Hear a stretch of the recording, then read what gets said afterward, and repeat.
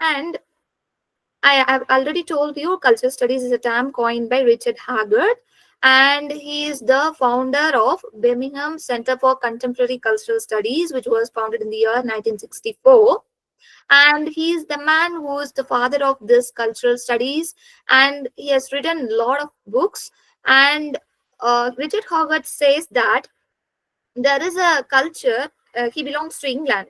So he says that the contemporary society of him, that is the 20th century, which is following or which is chasing the mass culture, the popular culture, which in turn fades away the proletarian culture, that is working class culture. So Haggard is very upset of that way of following certain culture without knowing the values of it, or without understanding the values that they have already in their cultural aspect of life. So he has written number of books and he has done a lot of research over it. After that, Stuart Hall took over his position. After Richard Haggard, Stuart Hall became the director of Birmingham Center for Cultural Studies, and he in turn did a lot of research over cultural studies. And his book, The Uses of Literacy, Aspects of Working Class, is his book. And in this book, he differentiate the mass culture as well as the working class culture.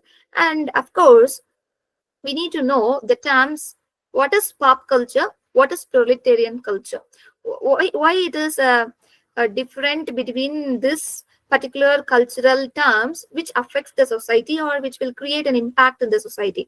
According to the critics, it says that the mass culture spoiling the close knitted community of our lifestyle. So they are following or focusing on a mass culture, and they forget to become humanity oriented persons nowadays in a wider concept. So he is telling that massification or mass culture or popular culture, which is imposed by someone, which is not adapted by us by our own interest. We are thinking that I am interested to do these certain things, that's why I'm doing. That is not right, because mass culture are intentionally imposed. That is what the theorist argument on mass culture. And in turn, it was also called as popular culture. While we are focusing on mass culture, popular culture, the examples are media, fast fashion, fast food, etc. Everything which comes as a fast manner, this is a fast thing which becomes popular nowadays, and mass culture, it turns into a mass culture nowadays. That is, mass of people started to follow it. So we'll go through the mass culture one by one in this session. And exact point where the disappointment of mass culture sticks hard in the mindsets of the critics of cultural studies area are is pulp fiction. The pulp fiction became famous in a due time, in a meantime, in England, in a very fast manner. So the people of literature, the people who love literature, they start to feel upset of this particular culture. And what is pulp fiction? It is a low quality literature which becomes the mass taste on those days. And nowadays also the pulp fiction became very famous. It was easily attracted by the youngsters, rather than the classical writings, rather than the modern writings, rather than the postmodern writings. Compared to the postmodern writings taste, modern writings taste, the exact concept which was attracted by the youngsters in a mass manner is pulp fiction, because it is a very simple book in simple language, and it contains some adventurous story, some romance story, some story which will give them a pleasure while they are traveling in a train. They used to have a pulp fiction and read it in a one sitting. It will contains only 100 to 150 pages. So they didn't focus on the quality of the literature. They started to um, unconsciously obsessed towards this pulp fiction. So this is what the worry, which makes the Richard Haggard, Stuart Hall like theorist to focus on the area of cultural studies, and make the people aware of The cultural meaning, cultural intention behind each and every aspect of the life, which is in turn says that the politics behind the cultural aspect of a thing. And Hoggart, he gives importance much to working class culture. Why he gives importance to working class culture is that it has some social realism. That is what his opinion. He says, if a book was published, the author in the previous eras, like Shakespeare, like Tennyson, like Browning, who used to focus on the reality of the society. They project the reality of the society. Charles Dickens, many social novels, many social writings came there. So everything is based on the reality. But nowadays, the even art, film, movie, literature, every area which is entirely focusing on the fantasy world, they are forgetting to focus on the reality, the social reality of life. So realism is missing. It is not a 1% realism is not there in the many of the culture oriented or the power politics oriented literary aspects or art areas.